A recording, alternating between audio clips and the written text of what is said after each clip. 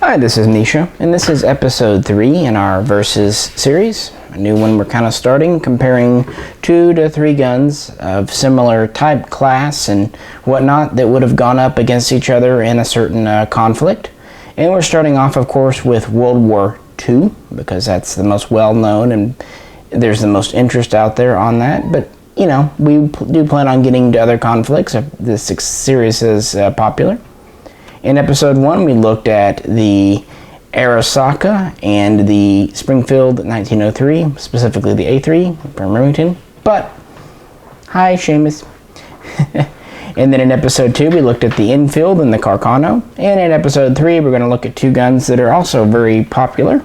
We have the Russian Mosin-Nagant 9130.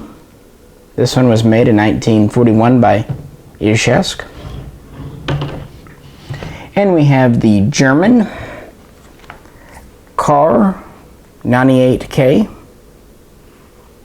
This one was also made in 1941 by Steyr in Austria, which at the time was part of Germany effectively. And I chose these for a couple of reasons. Let me clear a cat. They're both from the same year, obviously, but also they're both Russian refurbs. I was actually going to get a non-refurb K98 for you, but I thought since this gun went through the refurb process... See, butt stroke. That's why they put the cut butt plate. It was for pushing cats off tables. I thought it was only fair since both of them had gone through it. And again, being from the same years. So, both of these guns date back, at least the original systems, to the late 19th century. The older is, of course, the Mosin. This was developed in the late 1880s to the early 1890s, and it was adopted by the Tsarist, the imperial government, as the 1891. It was a very long rifle, about 31 inches barrel, but otherwise looked very similar to this gun, at least by the time you get to the World War I version. The early versions had a few differences. Now there, of course, are some still, but the bolt system was basically the same. Straight bolt handle. You guys know the Mosin bolt. Single stack magazine, holding 5 rounds of 7.62 by 54 rimmed. Honestly, good to have a single stack since these are rimmed rounds. It decreases the chances of rim lock, unlike, say, on the Enfield.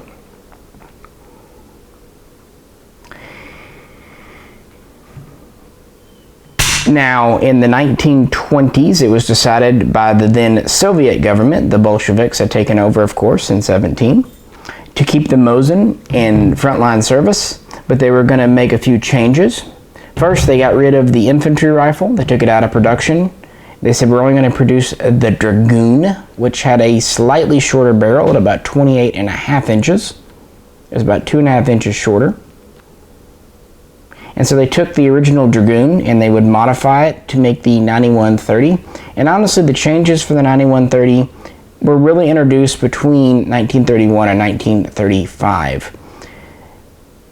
For one, they went to a more robust front sight. I'm going to point this at you. It's a very simple post with a loop. It's drift adjustable, but it's usually set at the factory. A bayonet simply mounts on this barrel. We have a cleaning rod here. They did improve the upper handguard and barrel bands to make it both faster to manufacture and more durable. They also went making the sling swivel slots as standard. Again, the Dragoon had these. The original long rifle had swivels, though. I'm not swivels, excuse me. Originally it had swivels, but then they would go to the slots in World War I. They would also simplify and strengthen and improve the rear sight, going to this pattern here. They would also measure these in meters instead of arshins, a more modern measuring system. They would improve the magazine feeding system by going to a new pattern of interrupter, which really helped prevent double feeds. Otherwise, this whole bolt system was more or less unchanged. The stock is more or less unchanged as well, with the straight wrist and all of that. And as you see, like I said, the bolt handle sticks out. The whole idea with the 9130 was basically to make it more durable, but also faster and cheaper to produce. The final change came late 1935 in the beginning, but was fully implemented in 36, was going to the round receiver here. The original ones had hex receivers. People like collecting the hex receivers, I get that. But really the round receiver was because they upgraded the tooling at Tula and Izhevsk.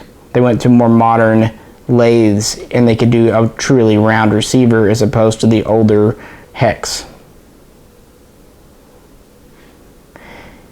Obviously these were produced in the millions, tens of millions during World War II and were the frontline infantry rifle in Russia. Now, much like in the USA, where they tried to use the Garand to replace the 03, in Russia they first wanted to replace this with the AVS-36 and then the SVT-38, SVT-40. But unlike in the USA, where the Garand eventually took over, the Mosin ultimately remained in service, and it was the self-loading rifle, the SVT, that was taken out of production by 1944, well, a little into 45, but really they had slowed down production dramatically. So the bolt action was kept in, while the semi-auto was not. As far as the Kar.98k, K98k, Carabiner 98k. This is basically just a short rifle version of Germany's World War I era Mauser. The Gewehr 98, which was the long infantry version, was standard issue in Germany during World War I. It was based on the Mauser Model 98 pattern bolt system, which was really the most advanced in the whole series. These are well known. I mean, what can I say? You know, that they're known for being very safe, very durable, very easy to operate. Even Russian refurbs such as this are still very smooth. Has an integral 5-round double stack mag. These fired a rimless 7.92 by 57 projectile, 8mm Mauser. This actually began with the Kar.98A and Kar.98B. That's for another video. But to say by the 1930s, they standardized on this, 1934, putting in production a short time later. It has a 23.5-inch barrel, so about 5 inches shorter than the Mosin, but it's not a carbine. We have a standard bayonet lug, standard cleaning rod under the barrel. We have a protected front sight. To be fair, this hood was not originally part of the design. It was introduced around 1940-41. The rear sight is the flat style. Pretty standard. We have the turn down bolt handle with a cutout in the stock to make sure you can grasp it. Trigger is a Mauser trigger. We have the interesting sling system with the cutout on the stock here for it to pass through, and a fixed loop in the front. And we have this hole in the back for disassembling the bolt. And originally we would have a straight machined butt plate. Later we would go to this cupped style. Several benefits to this, including strengthening the stock.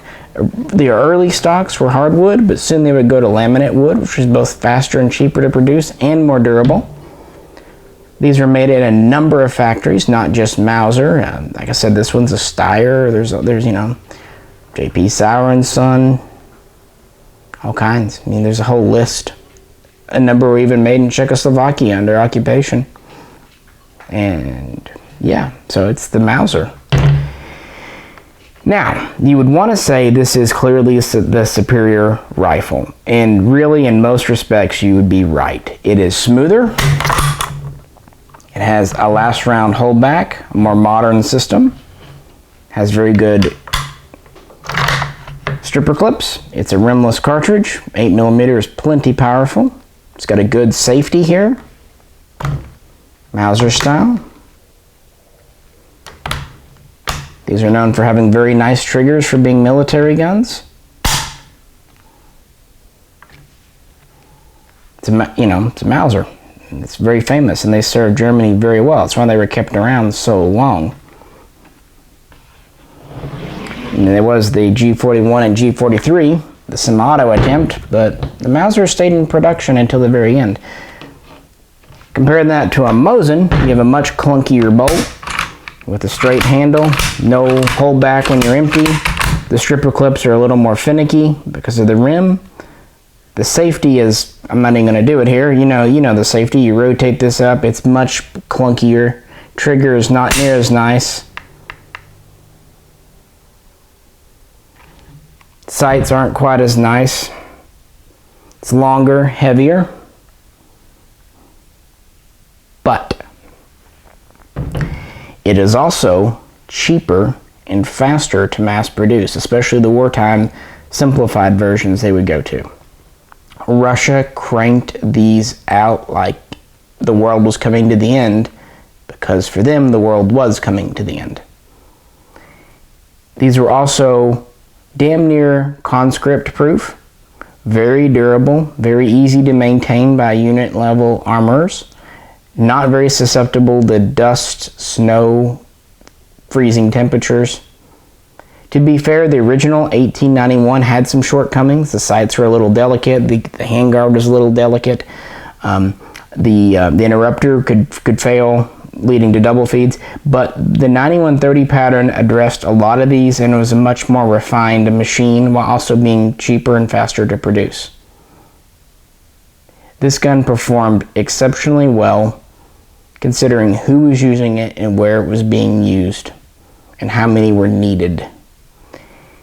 The cartridge itself, while being a rimmed round, was still very powerful and was accurate enough.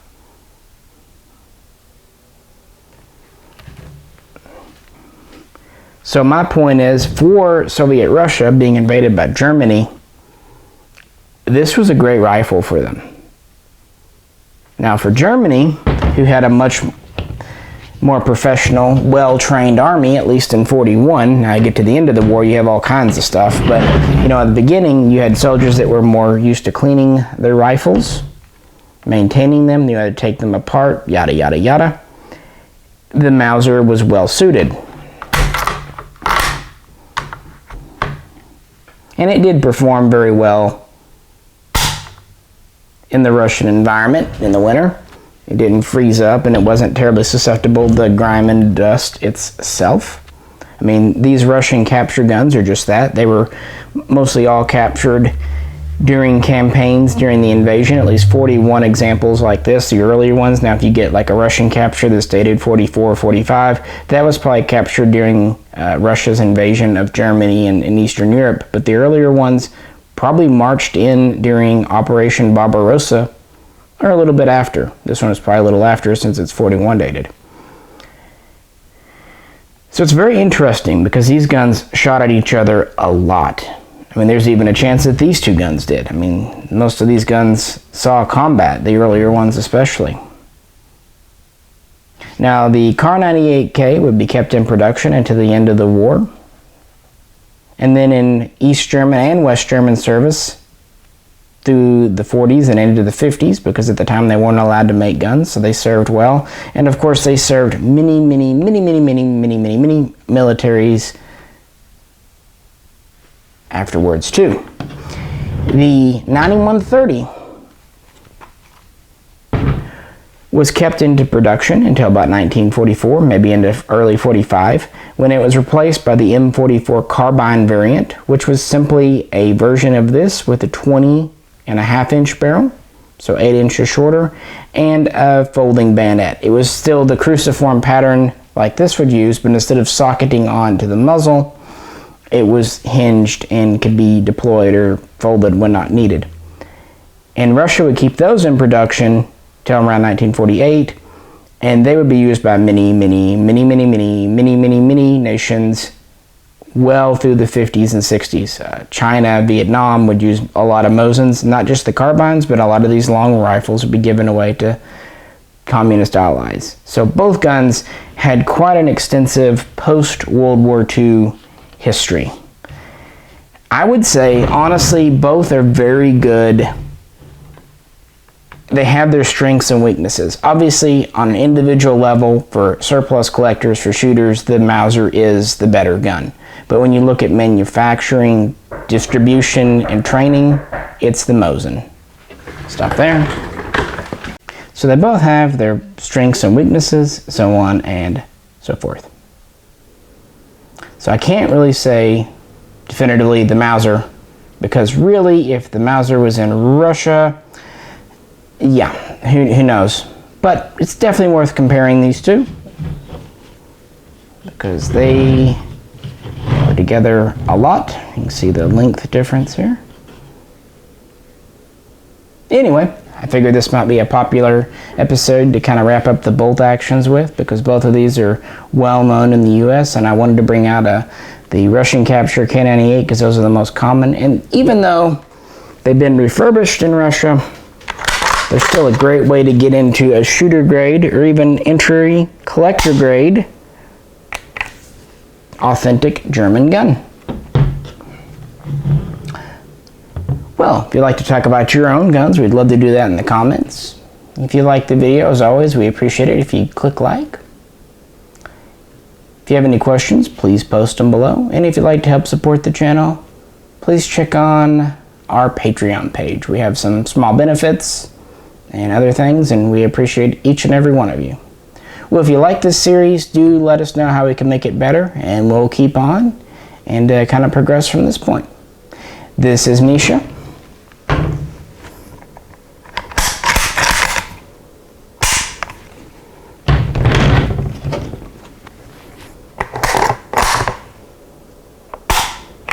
And we'll catch you next time.